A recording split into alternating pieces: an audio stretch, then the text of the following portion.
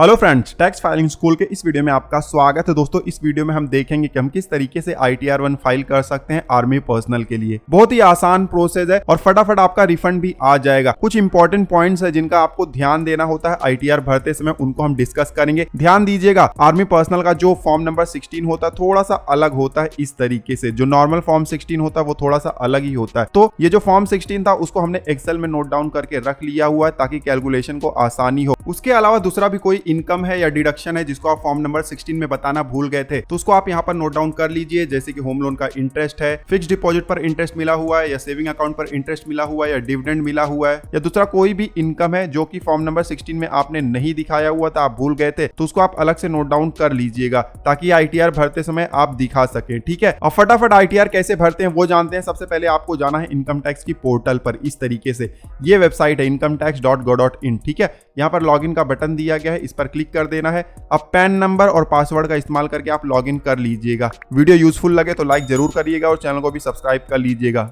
Login करते इस तरीके से हम डैशबोर्ड पर आ जाते हैं। ITR फाइल करने से पहले 3-4 पॉइंट का आपको ध्यान देना है। अगर आपको रिफंड जल्दी चाहिए तो क्या ध्यान रखना है? सबसे पहले तो आपको प्रोफाइल में जाकर, यहाँ पर माय प्रोफाइल है, यहाँ पर जाकर आपको कॉन्टेक्ट डिटेल चेक कर लेना है। कॉन्टेक्ट डिटेल में मोबाइल नंबर, ईमेल ID और एड्रेस आपका बिल्कुल करेक्ट होना चाहिए। उसके बाद आपको बैंक डिटेल भी चेक कर लेना है। जिस बैंक खाते में आपको TDS रिफंड चाहिए वो लिंक और वैलिडेटेड है या नहीं। अगर वैलिडेटेड नहीं होगा तो हो सकता है कि रिफंड आपके केस में ना आए, तो बहुत ज्यादा जरूरी है। कॉन्टेक्ट डिटेल कैसे अपडेट करना है, बैंक अकाउंट कैसे प्री वैलिडेट करना है, हमारे चैनल टैक्स फाइलिंग स्कूल पर वीडियो है, आप देख लीजिएगा। ठीक है, उसके बाद आपको ई फाइल में जाकर इनकम टैक्स रिटर्न्स है, यहाँ पर व्यू फॉर्म 26AS है। 26AS में जाकर आपको TDS का डिटेल चेक कर लेना है, TDS अपडेट हुआ है या नहीं हुआ है। मार्च तक पूरा अपडेट हुआ होना चाहिए। ठीक है, उसके बाद ही ITR फाइल करना है, अदरवाइज आपको वेट करना है। उसके अलावा आपको सर्विसेज में जाना है, यहाँ पर AIS है। पिछले साल काफी लोगों ने अपना AIS चेक नहीं किया जिसकी वजह से काफी लोगों को डिफेक्टिव रिटर्न का नोटिस आया। तो इस बार वो गलती बिल्कुल नहीं करना है, आपको AIS भी चेक करना है और उसके हिसाब से इनकम टैक्स रिटर्न फाइल करना है। ये सब अपडेटेड होंगे तो आपका रिटर्न जो है वो मैनुअल नहीं जाएगा, सिस्टम के द्वारा ऑटोमेटिकली कैलकुलेट हो जाएगा। मैनुअल इन्वॉल्वमेंट बहुत ही कम रहेगा। बट इनकेस अगर अपडेटेड नहीं होगा डिटेल तो मैनुअल प्रोसेस में चले जाएगा तो रिफंड आने में ज्यादा समय लग जाएगा। ठीक है, अब अगर सब कुछ आपका अपडेट है तब आपको इनकम टैक्स रिटर्न फाइल करने की तरफ बढ़ना है। यहाँ पर फाइल नाउ का ऑप्शन है, इस पर आप क्लिक कर सकते हो। अदरवाइज ई फाइल में जाओगे, income tax return file income tax return, इस पर आप क्लिक कर सकते हो। क्लिक करते इस तरीके से पेज आता है। असेसमेंट ईयर आपको सेलेक्ट कर लेना, हमारे केस में करंट असेसमेंट ईयर है। ऑनलाइन मोड हम सेलेक्ट करेंगे फाइलिंग के लिए। नीचे कंटिन्यू का बटन है, इस पर क्लिक कर देंगे। यहाँ पर स्टार्ट न्यू फाइलिंग का बटन है, इस पर क्लिक करेंगे। इंडिविजुअल ऑटोमेटिकली सिलेक्टेड नहीं होगा तो सिलेक्ट कर लीजिएगा, फिर कंटिन्यू पर क्लिक करेंगे। ITR फॉर्म सेलेक्ट करेंगे, ITR 1 प्रोसीड विद ITR 1 के बटन पर क्लिक करेंगे। उसके बाद लेट्स गेट स्टार्टेड पर क्लिक करेंगे। अब ITR फाइल करने का कारण पूछा जा रहा है। हमारे केस में पहला वाला कारण एप्लीकेबल है, हमारा इनकम ज्यादा है बेसिक एग्जम्पशन लिमिट से। आप पढ़ लीजिएगा, जो भी आपके केस में एप्लीकेबल होगा सेलेक्ट कर लीजिएगा। नीचे कंटिन्यू का बटन है, इस पर क्लिक करेंगे। इस तरीके से पेज आ जाएगा। यहाँ पर लिखा गया कि बहुत सारा डिटेल आपका प्री फील्ड होगा। ठीक है, नहीं भी होगा तो उसको हम फिल कर देंगे। हमारे पास फॉर्म नंबर 16 है, ओके पर क्लिक करेंगे। रिटर्न समरी इस तरीके से आ जाता है। पहला शेड्यूल है पर्सनल इन्फॉर्मेशन का, जल्दी से इस पर क्लिक करेंगे। इस पेज पर प्रोफाइल डिटेल दिखाई देता है, कॉन्टेक्ट डिटेल दिखाई देता है। हमारे केस में सब कुछ सही है। नीचे जाएंगे स्क्रॉल करके। अब यहाँ पर नेचर ऑफ एम्प्लॉयमेंट हमें सिलेक्ट कर लेना है। यहाँ पर बहुत सारे ऑप्शन दिए गए हैं, central government, state government, PSU। उसके बाद पेंशनर के लिए भी यहाँ पर बहुत सारे ऑप्शंस ऐड कर दिए गए हैं। अब हमारे केस में आर्मी पर्सनल है तो सेंट्रल गवर्नमेंट हम पकड़ कर चलते हैं यहाँ पर। ठीक है, उसके बाद नीचे आएंगे फाइलिंग सेक्शन 139(1), यहाँ पर ऑटोमेटिकली सिलेक्टेड, अगर नहीं होगा तो सिलेक्ट कर लीजिएगा। अगर ड्यू डेट से पहले फाइल कर रहे हो तो, ड्यू डेट के बाद करोगे तो 139(4) आ जाएगा। ठीक है, उसके बाद नीचे आएंगे स्क्रॉल करके, नया टैक्स सिस्टम चुनना है या पुराना ही हम चुनने वाले हैं। उसके बाद नीचे आएंगे, यहाँ पर बैंक खाता आपका दिखाई देगा। बैंक खाता वैलिडेट होना चाहिए, बैंक खाता वैलिडेट नहीं होगा तो रिफंड का पैसा नहीं आएगा, ध्यान दीजिएगा। ठीक है, पहले ही मैंने आपको बता दिया हुआ है। जिस बैंक खाते में आपको रिफंड का पैसा चाहिए उसको आप सिलेक्ट कर लीजिएगा। उसके बाद नीचे आएंगे, यहाँ पर कंफर्म का बटन है, इस पर क्लिक कर देंगे। फिर से रिटर्न समरी का पेज आ गया। पर्सनल इन्फॉर्मेशन हमारा कंप्लीट हो गया। नीचे आएंगे, ग्रॉस टोटल इनकम का शेड्यूल है, इस पर क्लिक करेंगे। अब यहाँ पर हमें इनकम का डिटेल भरना होगा। इस तरीके से क्वेश्चनियर आ जाता है, स्किप कर दीजिए, सारे ऑप्शन आपको आगे दिखाई देंगे। ठीक है, टेंशन लेने की जरूरत नहीं है। अब इस तरीके से पेज आ जाता है। अब यहाँ पर सबसे पहले इनकम फ्रॉम सैलरी हमें दिखाई दे रहा है। यहाँ पर आपको प्रीफिल्ड डेटा दिखाई दिखाई दे सकता है अगर 26 ईयर्स आपका अपडेट हो गया होगा तो, ठीक है, अदरवाइज नहीं दिखाई देगा। अगर दिखाई दे रहा है तो आप चेक कर लीजिएगा, सब कुछ सही है, तब आपको चिंता की कोई बात नहीं है। लेकिन अगर कुछ भी रॉन्ग है, आपको सही करना है, तो आप एडिट कर सकते हो, ठीक है। और अगर नहीं दिखाई दे रहा तो भी आपको एडिट पर क्लिक करना है, ठीक है। एडिट पर क्लिक करके आप ऐड भी कर सकते हो और मॉडिफाई भी कर सकते हो। तो हम एडिट पर क्लिक करके ऐड कर देते हैं सैलरी का डिटेल। सैलरी का डिटेल आपको फॉर्म नंबर 16 से ही भरना है और वो AIS से भी मैच होना चाहिए, ठीक है, अदरवाइज डिफेक्टिव रिटर्न का नोटिस आ सकता है। अब इस तरीके से सैलरी डिटेल इंटर करने का पेज आ गया। सबसे पहले यहाँ पर सैलरी एज पर सेक्शन 17(1) दिया गया है। अब जो फॉर्म नंबर 16 मिलता है आर्मी पर्सनल को, तो यहाँ पर ग्रॉस सैलरी सिर्फ लिखा गया होता है, बाकी कुछ यहाँ पर बताया ही नहीं गया कि सेक्शन 17(1) का है, 17(2) का है, कौन से नेचर का है, कुछ बताया नहीं गया है यहाँ पर, ठीक है। तो अब यहाँ इस केस में आप क्या कर सकते हो, अब ये जो अमाउंट आपको मिलता है इसमें आपका बहुत सारा अलावेंस होता है, बेसिक सैलरी होता है, ठीक है, ये ग्रॉस सैलरी है। तो ये पूरा का पूरा अमाउंट आपको 17(1) में ही इंटर कर देना है, इसी में इंटर कर देना है, ठीक है, इस तरीके से। उसके बाद सेक्शन 17(2), 17(3) आप इग्नोर कर सकते हो, इसको आप छोड़ सकते हो क्योंकि आपके पास डिटेल नहीं है। उसके बाद अब नीचे आएंगे तो यहाँ पर लिखा गया है कोई भी रिटायरमेंट बेनिफिट अकाउंट अगर आप मेंटेन करते हो किसी दूसरी कंट्री में, तो यहाँ पर कंट्री का लिस्ट दिया गया है, 3 ही कंट्री है, इनमें से कोई कंट्री है जहां पर आपका रिटायरमेंट बेनिफिट अकाउंट है तो सिलेक्ट कर लीजिएगा, अमाउंट आप यहाँ पर इंटर कर सकते हो, ठीक है। बट इन 3 कंट्री के अलावा दूसरा कोई कंट्री है जहां पर रिटायरमेंट बेनिफिट अकाउंट है तो आप यहाँ ई में दिखा दीजिएगा, यहाँ नीचे दिखाना है, ठीक है, इसको आप छोड़ सकते हो। हमारे केस में ऐसा कुछ है नहीं तो डिलीट कर देते हैं इसको। सैलरी का डिटेल हमने भर दिया हुआ है। अब नीचे आएंगे तो एग्जेम्प्ट अलावेंस हमें यहाँ पर इंटर करना है, लेकिन फॉर्म नंबर 16 में आपको यहाँ पर स्टैंडर्ड डिडक्शन दिखाई देता है, ठीक है, तो इसको आप इग्नोर कर दो फिलहाल के लिए। स्टैंडर्ड डिडक्शन आपको ITR में भरना ही नहीं होता है, ऑटोमेटिकली वो आ जाता है। उसके बाद नीचे आओगे तो सेक्शन 10 के तहत जो एग्जेम्पशन आपको मिलता है अलावेंस पे, उसका अमाउंट यहाँ पर दिया गया होगा। अगर यहाँ पर कुछ भी नहीं दिया गया है तो आपको इग्नोर कर देना है एग्जेम्प्ट अलावेंस को, लेकिन अगर यहाँ पर आपको अमाउंट दिया गया है तब आपको यहाँ पर मेंशन करना है, ठीक है। अब यहाँ पर एक और समस्या आ जाता है कि ये जो अलावेंस है एग्जेम्प्ट है, इसका नेचर क्या है, हाउस रेंट अलावेंस है, चाइल्ड एजुकेशन अलावेंस है, यूनिफॉर्म अलावेंस है, हाई एल्टीट्यूड अलावेंस है, या दूसरे कोई अलावेंस हो सकते हैं, लेकिन यहाँ पर नेचर दिया नहीं गया है। अब हो सकता है कि आपके केस में कोई नोट बनाकर दे दिया गया हो, यहाँ पर डिटेल दे दिया गया होगा कि ये एग्जेम्प्ट अलावेंस जो है वो किस नेचर का है। अगर आपको नेचर पता है तब तो चिंता की बात ही नहीं है, आपको जाना है एग्जेम्प्ट अलावेंस में। यहाँ पर नेचर ऑफ एग्जेम्प्ट अलावेंस का ड्रॉप डाउन है, यहाँ पर आपको बहुत सारे ऑप्शन दिखाई दे जाएंगे, जैसे कि आप देख सकते हो हाउस रेंट अलावेंस का है यहाँ पर ऑप्शन, उसके अलावा बहुत सारे ऑप्शन हैं। जो भी आपके लिए एप्लीकेबल होगा उसको आप सेलेक्ट कर लीजिएगा। और अगर यहाँ पर आपको ऑप्शन नहीं दिखाई दे रहे हैं तो नीचे आपको एनी अदर का भी ऑप्शन दिखाई दे जाता है, वहां पर आप इंटर कर सकते हो, ठीक है। बट हमारे केस में तो हमको नेचर पता ही नहीं है, ना ही हमें कोई नोट दिया गया है, तो इसको हम कहां पर इंटर करेंगे इस एग्जेम्प्ट अलावेंस को। अगर ऐसा कोई केस है तो आपके पास यहाँ पर 2 ऑप्शन बचते हैं, 3 ऑप्शन बचते हैं मैं कहूंगा। पहला तो है सेक्शन 10(14)(1), उसके बाद 10(14)(2 और आखिरी में है एनी अदर, ये वाला एनी अदर। 10(14)(1) में क्या आएगा, 10(14)(1) में अगर आपको कोई अलावेंस मिल रहा है जो कि आप अपनी ड्यूटी के लिए कोई एक्सपेंसेस करते हो उससे रिलेटेड है, तब उस केस में आपको 10(14)(1) सेलेक्ट करना है, अमाउंट आपको यहाँ पर इंटर कर देना है। उसके अलावा दूसरा कोई ऐसा अलावेंस है जो कि पर्सनल एक्सपेंसेस से रिलेटेड है ड्यूटी निभाते समय, तो आपको 10(14)(2) में उसको इंटर करना है। बट अगर आपको बिल्कुल समझ में ही नहीं आ रहा है तो आप एनी अदर सेलेक्ट करिए, यहाँ पर आप नेचर मेंशन कर दीजिए।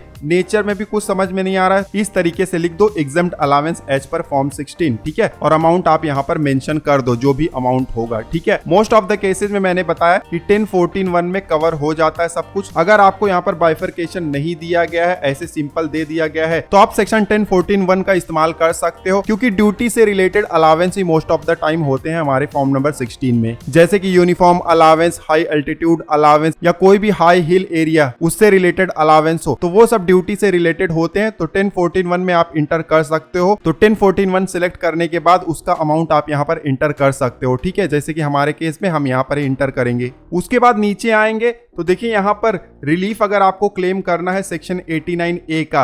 अब ये कौन सा रिलीफ है, जो इनकम आपको ऊपर दिखाना था रिटायरमेंट बेनिफिट अकाउंट अगर आप आउटसाइड इंडिया मेंटेन करते हो, वो इनकम अगर आप दिखाते हो तो उससे रिलेटेड आप रिलीफ भी क्लेम कर सकते हो। हमारे केस में इनकम भी नहीं है तो रिलीफ क्लेम करने का सवाल ही नहीं आता है, ठीक है। अब भरने के बाद नीचे आएंगे तो यहाँ पर नेट सैलरी आ गया। स्टैंडर्ड डिडक्शन देखिए ऑटोमेटिकली यहाँ पर 50,000 आ गया है। आपके फॉर्म नंबर 16 में भी था तो ये आपको इंटर नहीं करना होता है, ऑटोमेटिकली आ जाता है। अब यहाँ नीचे हमें नेट सैलरी इनकम दिखाई दे रहा है 521,941 है और यही फॉर्म नंबर 16 में भी हमें दिखाई दे रहा है 521,941। अब सारा डिटेल भरने के बाद नीचे सेव का बटन है, इस पर हम क्लिक कर देंगे। तो सैलरी का डिटेल तो हमने भर दिया। हाउस प्रॉपर्टी का डिटेल अगर आपको भरना है तो ऐड डिटेल ऑफ ब्रेकअप इस पर क्लिक कर देना है। ध्यान देना अगर आपका होम लोन है तो ही आपको ये भरना है, अदरवाइज रेंट आ रहा है तो भरना है, अदरवाइज इसको छोड़ देना है, ठीक है। हमारे केस में होम लोन है, इंटरेस्ट वाला हम यहाँ पर क्लेम ले लेंगे। टाइप ऑफ हाउस प्रॉपर्टी में जाएंगे, यहाँ पर सेल्फ ऑक्यूपाइड सेलेक्ट करेंगे क्योंकि हम खुद रहते हैं। अब जितना आपने इंस्टॉलमेंट पे किया हुआ उसमें से इंटरेस्ट वाला पोर्शन यहाँ पर दिखा दीजिएगा। प्रिंसिपल वाला पोर्शन आप एटीसी में भी दिखा सकते हो, ठीक है। हमारे केस में इंटरेस्ट का अमाउंट है 73,460। अगर सेल्फ ऑक्यूपाइड है तो 2 लाख तक का क्लेम आप यहाँ पर कर सकते हो, बहुत ही फायदेमंद होता है, तो आप जरूर क्लेम करिएगा। तो सैलरी हमने इंटर कर दिया, हाउस प्रॉपर्टी भी इंटर कर दिया। अब इनकम फ्रॉम अदर सोर्स है। अब अदर सोर्स में देखिए बहुत बार क्या होता है कि फॉर्म नंबर 16 में हम अदर सोर्स का डिटेल भरते नहीं है, बताते नहीं, एम्प्लॉयर को उनको पता नहीं होता, ठीक है। तो उसको अलग से आप इस तरीके से मेंशन कर लीजिएगा और आईटीआर में दिखा दीजिएगा, कोई दिक्कत नहीं होता है, ठीक है। शेड्यूल समरी में फिर से जाएंगे, यहाँ पर इनकम फ्रॉम अदर सोर्स के नीचे ऐड डिटेल का बटन है, इस पर क्लिक करेंगे और अदर सोर्स के जो भी इनकम है उसको हम जल्दी दिखा देंगे। स्किप कर देते हैं ताकि जो मेन पेज है वही आ जाए। अब यहाँ पर नेचर ऑफ इनकम में सिलेक्ट करेंगे, सेविंग बैंक खाते में जो इंटरेस्ट मिला है पहले वो दिखा देंगे। अमाउंट इंटर करने के बाद नीचे ऐड का बटन है, इस पर क्लिक करेंगे। सेविंग बैंक का इंटरेस्ट आप देख सकते हो यहाँ पर ऐड हो गया। फिर से ऐड अनदर पर क्लिक करेंगे। एफडी का इंटरेस्ट अब हम यहाँ पर ऐड कर देंगे। अमाउंट इंटर करने के बाद ऐड पर क्लिक करेंगे। एफडी का इंटरेस्ट भी ऐड हो गया है। अब हम डिविडेंड ऐड कर देते हैं। ध्यान देना डिविडेंड ऐड करने जाते हो तो क्वार्टरली ब्रेकअप आपको देना होता है, कौन से क्वार्टर में आपको डिविडेंड इनकम आया है। डिटेल इंटर करने के बाद नीचे ऐड का बटन है, इस पर क्लिक कर देंगे। अदर सोर्स का इनकम भी ऐड हो गया है। तो हमने यहाँ पर सैलरी, हाउस प्रॉपर्टी और अदर सोर्स तीनों को ऐड कर दिया हुआ है। अब नीचे आएंगे, एग्जेम्प्ट इनकम है, ऐड डिटेल पर क्लिक करेंगे। यहाँ पर देखिए ड्रॉप डाउन में जाएंगे तो बहुत सारे ऑप्शंस दिए गए हैं, जो भी एप्लीकेबल होगा वो आप सेलेक्ट कर लीजिएगा। यहाँ पर देखिए आर्म फोर्सेस के लिए बहुत सारे ऑप्शंस दिए गए हैं, जो भी आपके लिए एप्लीकेबल होगा उसको आप सेलेक्ट कर लीजिएगा। अमाउंट आप दिखा दीजिएगा और फिर ऐड का बटन है, इस पर क्लिक कर दीजिएगा, ठीक है। हमारे केस में मान लेते हैं कि अभी एग्जेम्प्ट इनकम एप्लीकेबल नहीं है तो कैंसिल पर क्लिक कर देते हैं, ठीक है। अब सारा डिटेल हमने इनकम का भर दिया हुआ है। अब नीचे जाएंगे तो यहाँ पर कंफर्म का बटन है, इस पर क्लिक कर देंगे। फिर से रिटर्न समरी का पेज आ गया है। ग्रॉस टोटल इनकम हमने कंप्लीट कर दिया हुआ है। अब टोटल डिडक्शन के पेज पर हम जाएंगे, क्वेश्चनियर आ जाएगा, स्किप कर देंगे। अब इस तरीके से पेज आ जाता है। ऊपर एटीडी दिखाई दे रहा है, हमारे केस में एप्लीकेबल नहीं है। उसके बाद नीचे आएंगे, यहाँ पर बहुत सारे ऑप्शन दिखाई दे रहे हैं, लेकिन बहुत सारे ऑप्शन आपको नहीं भी दिखाई दे रहे हैं। तो जो नहीं दिखाई दे रहे हैं उनको पाने के लिए आपको शो ऑल डिडक्शन पर क्लिक करना है। जैसे कि हमारे केस में एटीसी है, ये देखिए फॉर्म नंबर 16 में दिया गया है 1,60,000, ठीक है। तो इसका ऑप्शन आपको दिखाई नहीं दे रहा है, तो ये कहाँ दिखाई देगा, शो ऑल डिडक्शन पर क्लिक करेंगे, ये देखिए एटीसी, ठीक है। उसी के साथ साथ बहुत सारे दूसरे भी डिडक्शन के ऑप्शन यहाँ पर दिए गए हैं। तो जो भी एप्लीकेबल होगा 1 बाय 1 आप सेलेक्ट कर सकते हो। जैसे कि हमारे केस में एटीसी एप्लीकेबल है तो सेलेक्ट करेंगे और नीचे ऐड का बटन है, यहाँ पर क्लिक कर देंगे। तो अब बॉक्स आ गया है। अब यहाँ पर अमाउंट इंटर कर देंगे। अब इसमें होम लोन का प्रिंसिपल होगा, एलआईसी पे किया हुआ है या आपका पीएफ जो आप क्लेम करना चाहते हो, सब कुछ इसमें ऐड करना है एक साथ ही, ठीक है। अलग अलग आप इंटर नहीं कर सकते हो। एक साथ ऐड करने के बाद नीचे आपको अमाउंट दिखाई दे रहा है। तो हमारे केस में हमने अमाउंट इंटर कर दिया, तो नीचे एक वार्निंग दिखाई दे रहा है। अगर आपने जो अमाउंट इंटर किया हुआ है सही है, आपके पास प्रूफ भी है, तो इस वार्निंग को आपको इग्नोर कर देना है, ठीक है। अब एक सवाल काफी लोग पूछते हैं कि फॉर्म नंबर 16 में जो डिडक्शन का अमाउंट है, क्या वही सेम अमाउंट हमें आईटीआर में भी दिखाना होता है? ध्यान देना है, आपको सही वाला अमाउंट आईटीआर में दिखाना होता है, जो एक्चुअल में आपने स्पेंड किया हुआ है या आपने इन्वेस्ट किया हुआ है। हो सकता है वो अमाउंट फॉर्म नंबर 16 में कम या ज्यादा हो, कोई फर्क नहीं पड़ता है, लेकिन जब आईटीआर भरोगे तो वहां पर आपको सही अमाउंट इंटर करना है जिसका आपके पास प्रूफ भी होगा, भले वो एटीसी हो या दूसरा कोई भी डिडक्शन है। अब अमाउंट इंटर करने के बाद ऐड का बटन है, इस पर क्लिक कर देंगे। अब एटीसी हमने यहाँ पर भर दिया हुआ है, ठीक है। अब हमारे फॉर्म नंबर 16 में सिर्फ एटीसी ही दिखाई दे रहा है, लेकिन अदर सोर्स में देखिए हमने 3,200 रुपया सेविंग बैंक खाते का इंटरेस्ट भी दिखाया है, तो इसको भी आप दिखा सकते हो सेक्शन 80 टीटीए में, ठीक है। 10,000 तक का छूट मिल जाता है जो भी आप इंटरेस्ट दिखाते हो सेविंग बैंक खाते का। तो उसको क्लेम करने के लिए आईटीआर में आपको जाना है और यहाँ पर 80 टीटीए का ऑप्शन आपको दिखाई देता है। ऐड 80 टीटीए पर क्लिक करिए और यहाँ पर अमाउंट मेंशन कर दीजिए, ठीक है। हमारे केस में 3200 हमने अदर सोर्स में दिखाया था, वही अमाउंट हम यहाँ पर मेंशन कर देंगे। फिर ऐड के बटन पर क्लिक करेंगे तो ATC और ATTTA दोनों हमने दिखा दिया। उसके अलावा भी कोई डिडक्शन होगा तो आप क्लेम कर सकते हो उसको, ठीक है। उसके बाद देखिए डिडक्शन कंप्लीट हो जाएगा तो नीचे जाना है, यहाँ पर फाइनल अमाउंट आपको दिखाई दे रहा है। वार्निंग को आपको इग्नोर करना है अगर डिटेल आपने सब कुछ सही भरा हुआ है, एक्चुअल भरा हुआ तो, ठीक है। अब नीचे कंफर्म का बटन है, इस पर क्लिक कर दीजिए। फिर से समरी वाला पेज आ गया है। टोटल डिडक्शन आप देख सकते हो कंप्लीट हो गया है। नीचे आएंगे टैक्स पेड, TDS का या टैक्स पेमेंट का डिटेल आपको यहाँ पर दिखाई देगा। इस पर हम जल्दी से क्लिक कर देते हैं। इस तरीके से पेज आ जाता है। आप यहाँ पर देख सकते हो कि जो भी टैक्स पेड आपने किया हुआ था या TDS डिडक्ट हुआ था यहाँ पर आपको दिखाई देगा। सैलरी पर TDS डिडक्ट हुआ है तो पहले रो में आपको दिखाई देगा, ठीक है। उसके बाद सैलरी के अलावा दूसरे किसी इनकम पर TDS डिडक्ट हुआ है जैसे कि अदर सोर्स के इनकम पर, तो वो सब यहाँ पर आपको दिखाई देगा। जैसे कि इंटरेस्ट पर होता है, डिविडेंड पर होता है, तो वो सब आपको यहाँ पर दिखाई देगा। टैक्स आपने पे किया हुआ है खुद से तो नीचे दिखाई देगा advance tax and self assessment tax payment में, ठीक है। अब हमारे केस में सैलरी इनकम है तो यहाँ पर सैलरी पर जो TDS डिडक्ट हुआ है वो दिखाई दे रहा है। बट अगर आपको दिखाई ना दे रहा हो या रॉन्ग दिखाई दे रहा है तब क्या करना। अगर दिखाई नहीं दे रहा है तो यहाँ पर ऐड का बटन होगा, ऐड आप कर सकते हो। यहाँ पर 10 नंबर इंटर करना है, डिडक्टर का नाम, फिर कितना सैलरी मिला हुआ है और कितना TDS डिडक्ट हुआ है, सब कुछ आप इंटर कर सकते हो। ध्यान देना है 26 AS से अमाउंट मैच होना चाहिए, ये सब डिटेल मैच होना चाहिए, ठीक है। अदरवाइज आप जो भी अमाउंट आप यहाँ पर इंटर करोगे डिसअलाउ हो जाएगा। तो मैच तो होना चाहिए 26 AS से और AIS से, ठीक है। बट इन केस अगर आपका अमाउंट तो दिखाई दे रहा है, ठीक है, जैसे हमारे केस में दिखाई दे रहा है लेकिन रॉन्ग है, तो रॉन्ग के केस में आप एडिट कर सकते हो। ये देखिए रो आपको दिखाई देगा, सेलेक्ट कर लेना है और एडिट पर क्लिक कर देना है। हमारे केस में देखिए कितना डिडक्शन है, 19,870 है, तो हमें सिर्फ दिखाई दे रहा है 19,000, तो 870 रुपये हम बढ़ा देंगे।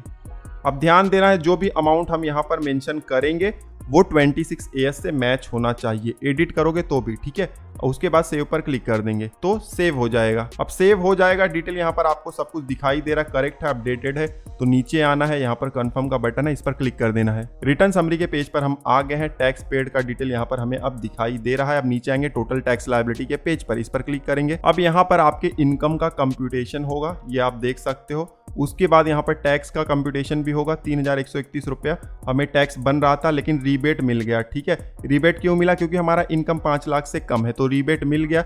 उसके बाद नीचे आएंगे, कोई एरियर सैलरी है, अगर आपको पिछले सालों का सैलरी या अलावेंस आपको मिला हुआ है इस साल में तो रिलीफ आप क्लेम कर सकते हो सेक्शन 89 का, और फॉर्म नंबर 10 भी भरना होता है। अब इस टॉपिक पर हमने एक सेपरेट वीडियो, डिटेल वीडियो बनाया हुआ है, लिंक आपको नीचे डिस्क्रिप्शन में मिल जाएगा, तो चेकआउट आप जरूर कर लीजिएगा। बहुत अच्छे से डिटेल में समझाया हुआ है कैसे कैलकुलेट करना है, कैसे अमाउंट यहाँ पर भरना है, कैसे फॉर्म नंबर 10 भरना है, ठीक है। उसके बाद नीचे आएंगे, यहाँ पर कुछ इंटरेस्ट वगैरह है नहीं, ठीक है। नीचे आएंगे, कंफर्म का बटन है, इस पर क्लिक कर देंगे। फिर से रिटर्न समरी वाले पेज पर आ गए हैं। सारे शेड्यूल हमारे कंप्लीट हो गए हैं। कंप्लीट होने के बाद आपको पता है कि सारा डिटेल आपने सही भरा हुआ है तो नीचे प्रोसीड का बटन है, इस पर आपको क्लिक करना है। क्लिक करते इस तरीके से स्क्रीन आ जाएगा। यहाँ पर दिखाई दे रहा है कि कितना रिफंड हमें मिलेगा। फिर से आपको यहाँ पर इनकम का, टैक्स का कंप्यूटेशन दिखाई दे रहा है, रिफंड का अमाउंट दिखाई दे रहा है। नीचे आएंगे, प्रीव्यू रिटर्न का बटन है, इस पर क्लिक करेंगे। अब इस तरीके से पेज आ जाता है। प्लेस में IP एड्रेस दिया गया है, अगर ब्लैंक होगा तो आप अपना सिटी का नाम यहाँ पर इंटर कर सकते हो। नीचे आएंगे, चेक बॉक्स है, क्लिक करेंगे। यहाँ पर हम अंडरटेकिंग दे रहे हैं कि जो भी डिटेल हमने भरा हुआ है सब कुछ सही है और इनकम टैक्स के हिसाब से है। स्क्रॉल करके नीचे आएंगे तो यहाँ पर प्रोसीड टू प्रीव्यू का बटन है, इस पर क्लिक करेंगे। अब इस तरीके से हमें प्रीव्यू दिखाई देता, जो भी हमने डिटेल भरा हुआ था सब कुछ हमें दिखाई दे जाएगा। चेक कर लीजिएगा एक बार, ठीक है। और अगर सब कुछ सही होगा तो पेज के आखिरी में जाना है। यहाँ पर प्रोसीड टू वैलिडेशन का बटन है, इस पर क्लिक करना है। इस तरीके से पेज आ जाएगा कि वैलिडेशन सक्सेसफुल हो गया है, कोई भी एरर नहीं है। एरर होगा तो यहाँ पर आपको रो दिखाई देगा, ठीक है। हमारे केस में कोई भी एरर नहीं है तो वेरिफिकेशन की तरफ हम बढ़ेंगे। नीचे प्रोसीड टू वेरिफिकेशन का बटन है, इस पर क्लिक करेंगे। इस तरीके से पेज आ जाएगा। वेरिफिकेशन करने के अलग अलग तरीके हैं, ठीक है। इसका सेपरेट वीडियो हमने बनाया हुआ है, सारे तरीकों को हमने डिटेल में डिस्कस किया हुआ, लिंक आपको नीचे डिस्क्रिप्शन में मिल जाएगा। फिलहाल हम पहला वाला ऑप्शन चूज कर लेते हैं, ई वेरीफाई नाउ, और नीचे कंटिन्यू का बटन है, इस पर क्लिक करेंगे। इस तरीके से ऑप्शन हमें दिखाई दे रहे हैं। पहला वाला ऑप्शन हम चूज करेंगे, आधार OTP के जरिए हम वेरीफाई करने वाले हैं। पहला वाला ऑप्शन चूज करके हम नीचे कंटिन्यू पर क्लिक करेंगे। इस तरीके से पॉपअप मैसेज आ जाता है। आई एग्री वाले चेकबॉक्स पर क्लिक करेंगे और नीचे जनरेट आधार OTP का बटन है, इस पर क्लिक कर देंगे। वेरीफाई ओटीपी का पेज आ गया है। आधार रजिस्टर्ड मोबाइल जो आपका होगा उस पर भी एक ओटीपी पहुंच जाएगा। उस ओटीपी को आपको यहाँ पर इंटर कर देना है। सही ओटीपी इंटर करने के बाद नीचे वैलिडेट का बटन है, इस पर आपको क्लिक कर देना है। क्लिक करते ही इस तरीके से कंफर्मेशन का पेज आ जाएगा। अब नीचे सबमिट का बटन है, इस पर हम क्लिक कर देंगे और हमारा ITR फाइल हो गया है और ई-वेरीफाई भी कंप्लीट हो गया है। नोटिफिकेशन भेज दिया गया है हमारे मोबाइल नंबर पर और ईमेल आईडी पर। नीचे डाउनलोड रिसिप्ट का बटन है, इस पर क्लिक करके ITR का कॉपी हम डाउनलोड कर सकते हैं। तो इस तरीके से आर्मी पर्सनल ITR फाइल कर सकते हैं। थोड़ा सा फॉर्म नंबर 16 जो होता है उसमें डिटेल कम दिया गया होता है, लेकिन फिर भी कोई दिक्कत नहीं है। उसके लिए बहुत सारे ऑप्शंस अवेलेबल हैं, जैसे कि हमने इस वीडियो में डिस्कस किया हुआ है। आई होप कि ये वीडियो आपके लिए यूजफुल रहा होगा। इस वीडियो से रिलेटेड कोई भी क्वेरी है तो आप नीचे कमेंट कर सकते हो। इस वीडियो में बस इतना ही, मिलते हैं आपसे अगले वीडियो में। तब तक आप हंसते रहो, मुस्कुराते रहो। धन्यवाद।